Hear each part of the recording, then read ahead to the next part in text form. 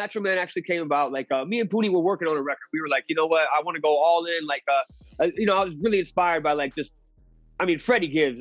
We're from the 219, both of us. Like, I want to work with that dude so bad. But just like him and Madlib's bandana, like fucking, I was like, bro, let's just do a whole record together. And then like, I'm riding with Poonie forever. He's like, he's my producer, but also he's like the only dude that I bounce lyrics or ideas off of.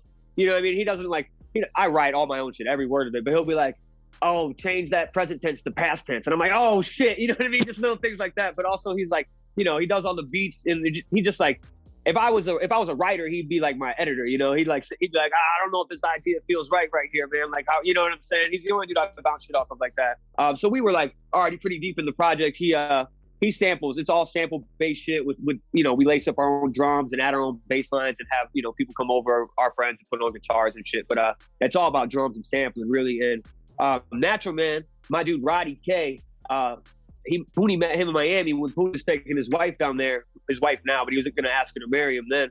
And they met him. He was working at the Apple store, man. And my dude Roddy, he's like a straight Rastafarian, I through and through, you know. And they linked up, you know what I mean, hit it off or whatever. And Poonie just sent him the beat. And Poonie was like, yo, this is one of my best beats I've ever made. And I was loving it. And sent him the beat. And he just did, you know, he was like, yo, I'm going to do a bunch of different shit on it. Take whatever you guys want. And he sent it back. And I was like, Natural Man, bro. I was like, the song is Natural Man. I was like, that's the hook right there. And then it just, from there, my verses just flowed real fast. You know what I'm saying? Like, it just came about like really quick. And I love it, man. I also just feel like it really just speaks to our time and speaks to the streets, man. And like what's going on. But also like the balance of needing to fucking like take care of yourself so you can take care of your people, you know? So I've always believed in like themes, man. Like I said, my girlfriend, Amanda Alany, she's my artistic director. And like all my album covers, it's all like collages that she does from like Playboys from the 70s and High Times from the 70s. And so I've always believed in like album cover themes and also like title themes, like, you know what I mean? Just like Ready to Die, Life After Death, Born Again. Like, I think that's the dopest shit. You know what I mean? I love the progression and the arc of that. And so my first one was Wildlife. And when it hit me, I was like, yo, Wildlife. And then from there, I was like, I think I just want to do 2 words that are one for every album title, you know? So like fucking, we were driving, and I am very scatterbrained, man. I'm like all over the place, you know what I mean? I'm like I said, I'm always doing mad different shit and always on the go. So like, I am very scatterbrained, and like all my close circle, it's like a joke amongst them, you know what I mean? Like everybody knows it. But so when one of my dudes told me, was just like, man, you seem scatterbrained. I was like, fucking Scatterbrain is my next record, bro. I was like, that's it right there. And it just hit me like that, you know what I mean? But it really does describe me. And as far as the record, man, it's like I said, all sample based, hard ass drums, like grimy ass, raw ass hip hop, man, like through and through, super lyrical, off the deep end on some shit. But like I said, it's very representative of me and where I'm at in my headspace, and also just like how I actually am. You know what I mean? Like I said, I controlled everything with my producer Poonie.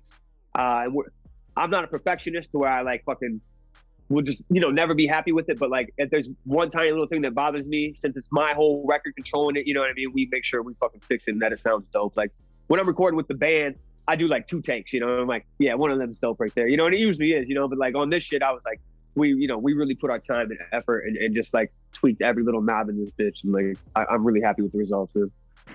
All of it, man. But mostly like, for Poonie, man, like he does a lot of just like, so first off, like the Numero record, you know what I'm talking about? Let me see, I could probably find one. But you know what I'm talking about? The Numero record, it's like number, the little N-O. And like, there's like 150 of those, man. And those are some of the richest samples. And it's all like each album or each collection. They did one on Syl Johnson in Chicago, you know, that's like fucking 10 vinyls. But it's like each collection is like, you know, it's about like a certain place in a certain time, like Frank Penn in Cuba and in the Bahamas and shit, you know, and it's just like his whole catalog and stuff, a bunch that nobody's ever heard before. Like, and it's just the nastiest, deepest funk and soul records, man. So a lot of that on vinyl, but then also, yeah, just going through YouTube and finding super obscure shit, you know what I mean? Like, we try to track down the samples and clear them as much as possible, but sometimes you can't even find it. It's just like, those people are dead.